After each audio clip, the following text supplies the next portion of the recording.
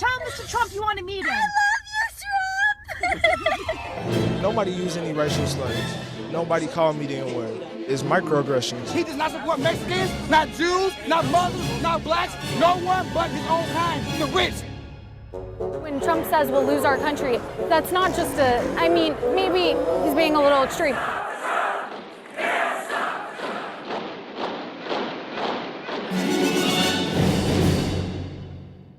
Hello and welcome to Trumpcast. I'm Jacob Weisberg. If it sounds like we're coming to you today from an abandoned office, it's because we are. Today's Slate's last day in our old office in the West Village. We're moving to spanking new offices in Brooklyn. On today's show, Trump's misogyny. Of course, everyone knows Donald Trump is a misogynist. What's interesting is what kind of misogynist Donald Trump is and how it goes to the core of his identity.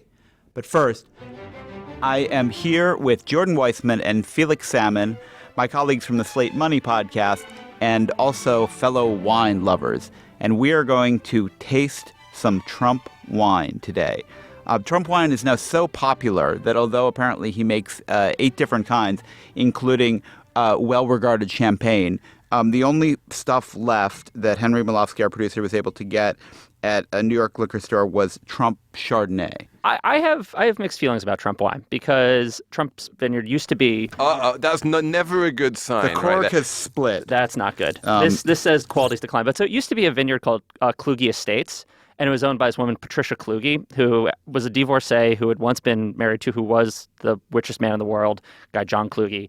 And it was her mission to kind of make Virginia wine a thing. And so she bought this. It's an absolutely beautiful vineyard in the Blue Ridge Mountains and made a credible product. And the champagne itself was actually at the Clinton wedding. Chelsea Clinton had it at her rehearsal dinner or something. And I always thought it was pretty decent. We have these very nice glasses that it looks like somebody stole from the Acela. And they have the Amtrak logo on them. So far, I can see Jacob pouring this wine into tumblers. It looks like white wine. All right. I'm going to read the back of the bottle. Tell us what the label says. Tucked into the foothills of the Blue Ridge Mountains, where Thomas Jefferson first had a vision to make America's finest wines, this classic Chardonnay shows elegance, finesse, and the complexity of a terroir rich in history and tradition. It doesn't sound very Trumpy. I mean, we've already read the whole label and he hasn't called it fabulous. This is the greatest wine. Oh, by the way, he also bought this out of bankruptcy. That's the key thing here. Was this a distressed debt play? I think it might have been. he bought this as Mara Wino. Yeah. Oh God. On that note, should we try it? So first of all, we sniff this thing. Let's put our noses in. That's not encouraging. Yeah, I can't say I'm enthused yet. No, this is not. That's nothing overpowering. All right, shall we taste it? Let's taste it. I feel like I had this on an airplane. Yeah, once. that's not good. I'm getting I would say some floral notes, spray tan, and putting green. But it's like bad oak. I can't. That's like the way it's kind of. It's like oak, but not good oak. You know how people talk about, oh my God, that wine has so much length. It doesn't have length. It just has an aftertaste. Yeah. So has anyone managed to find any elegance, finesse, or complexity in this wine? Because I've been looking, and frankly... Well, clearly, the issue here is the gap between the wine's opinion of itself and the reality of the wine. I see what you did there, Jacob. On that note, I think I'm ready to go take a nap on a tanning bed. So if you guys excuse me. I'm just trying to think if it would be better if you were drinking it with a Trump steak. And the answer to that is, frankly, no. It really wouldn't. Even a Trump steak wouldn't improve it. All right. Well, Jordan, Felix, thank you for joining me. And I just want to propose a toast to Donald Trump becoming a full-time winemaker. Yes. We should all be so lucky. Cheers. Cheers. Cheers.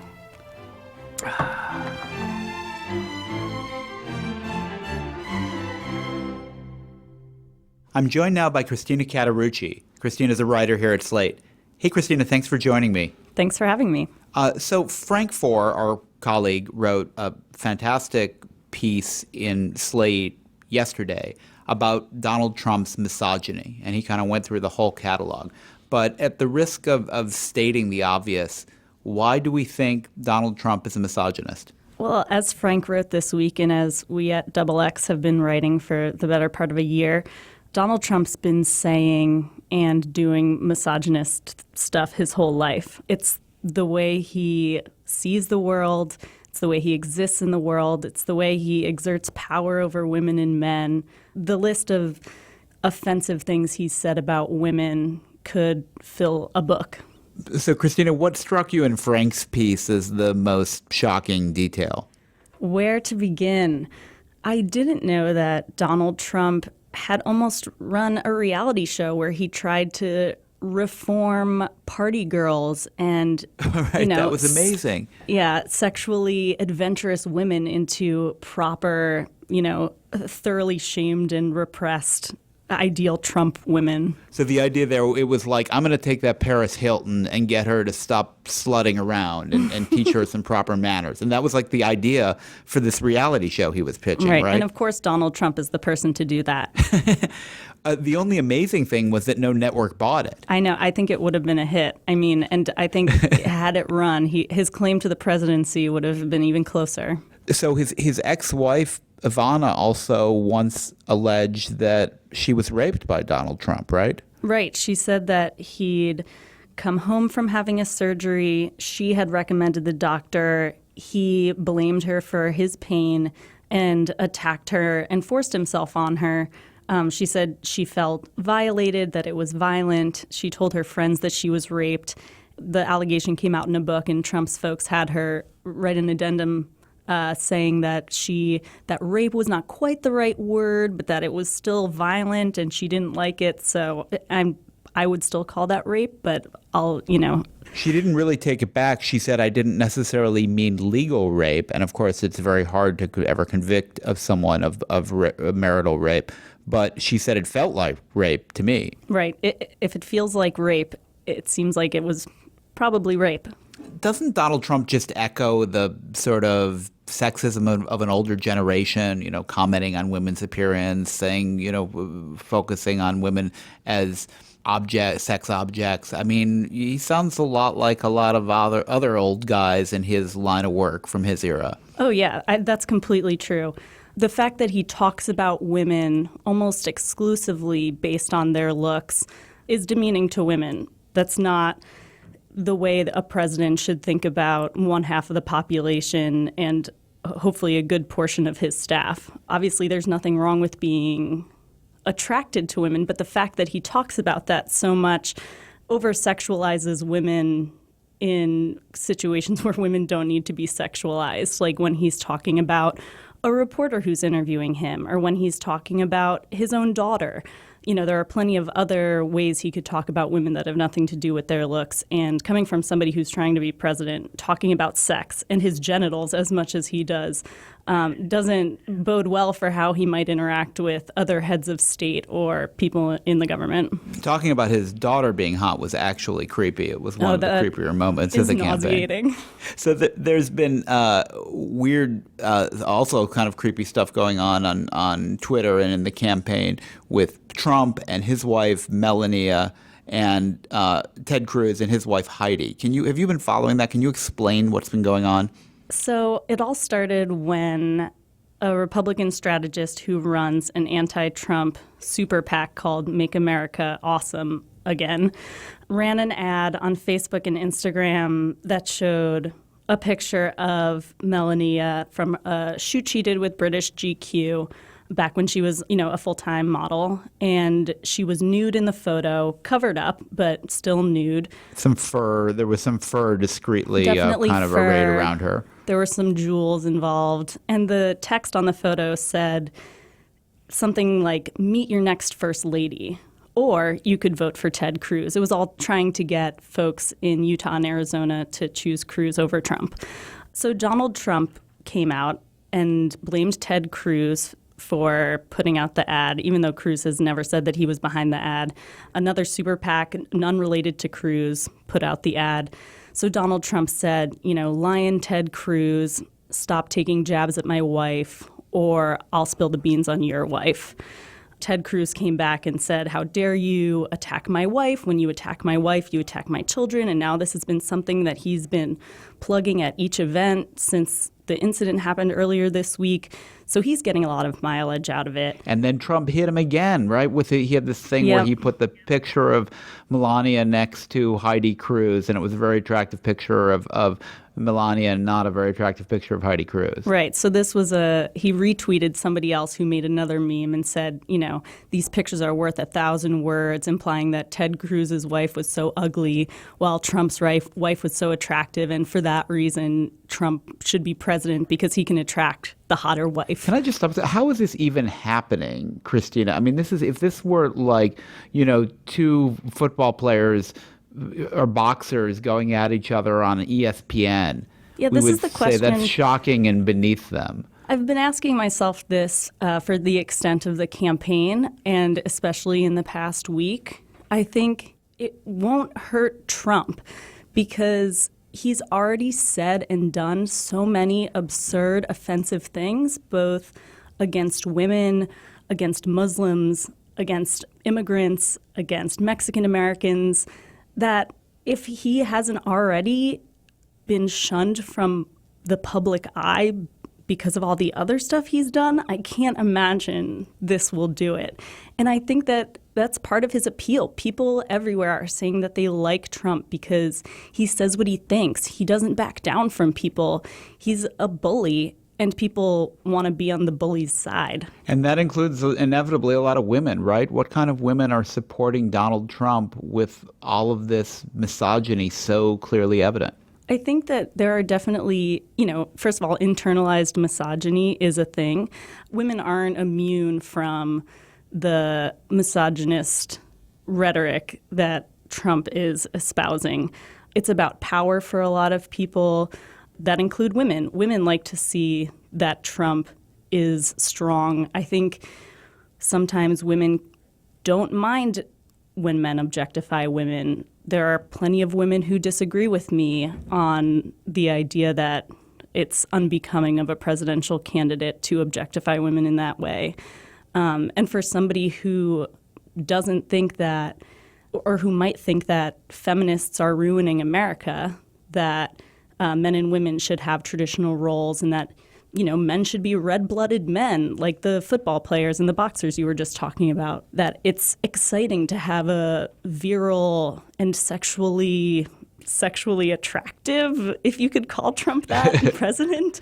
I think it's hard for me to put myself in the shoes of a woman who would support him, but it's not completely surprising that there are still some people who buy what he's selling. And as a feminist, when you see Trump doing this stuff, do you think there's the real male id with no filter? A lot of people think that, but nobody else has the bad taste few other people have the bad taste to express it. Or do you think this guy is really an outlier and a primitive among men? I think the fact that he's been so successful proves that a lot of people share his views and would probably say the same things if given the platform, and if they didn't think that there would be such pushback. I see it on Twitter all the time. It's one thing to see it on Twitter from people. I think Twitter is the male id for a lot of people, and the way that people can sort of say what they think without any recourse. It's different to hear it coming from a presidential candidate and somebody with such an enormous global platform. But yeah, I think that there are plenty of men out there, presidential candidates included, who feel the same way that Trump does and, don't say it because they care about what people think of them. So if the general election matchup is Donald Trump versus Hillary Clinton, the first woman nominee to run for president, how does this play out? I mean, does he just tone it down? I mean, do you think he's going to be as open in his expression of misogyny when he's running against a woman in the general election, assuming that happens? I think it will be infinitely worse because his attacks against Hillary Clinton are already so gendered, so misogynist, and the way a lot of public figures have addressed Hillary Clinton have also been in a slightly more coded misogynist and gendered ways. And Trump being who he is, his misogyny increasing in the public eye the way it has, I think that's going to be the only way he knows how to deal with her. He doesn't respect women as politicians, as career people, as anything other than sex objects. So I don't think it will occur to him to interact with her in any other way. And how does he code his misogyny in reference to Hillary Clinton? Where do you hear it? Well, he said that she got schlonged by Barack Obama. That's not too coded, yeah. Yeah, I think Trump doesn't feel as much of a need to code his misogyny as, say, some pundits do when they tell her to stop shouting or that, she should smile more. That kind of stuff you can see the misogyny in there, or at least the gendered stereotypes in there. But with Trump, you don't have to look too hard. Christina, thanks for joining me today on Trumpcast. Thank you. That's it for today's episode of Trumpcast. Tell us what you think of the show by giving us a rating and review on iTunes. Don't forget to hit subscribe so you get every episode as soon as we release it. You can find me on Twitter @JacobWee. Trumpcast is produced by Henry Malofsky and Jason DeLeon. Slate's executive producer is Steve Lickteig. Andy Bowers is our chief content officer. And today, I'll leave you with a clip from Comedy Central at midnight future debate between Senator Sanders and Donald Trump, where Trump is asked to defend ghost diversity. I'm Jacob Weisberg. Thanks for listening. Comment on ghost diversity. First off, I'll say something very, very important about ghosts, okay? They wear white sheets. We don't know what's underneath them. We don't know what's underneath them, much like a great company that supports me, an incredible energy company that supports me called Triple K. Incredible energy company.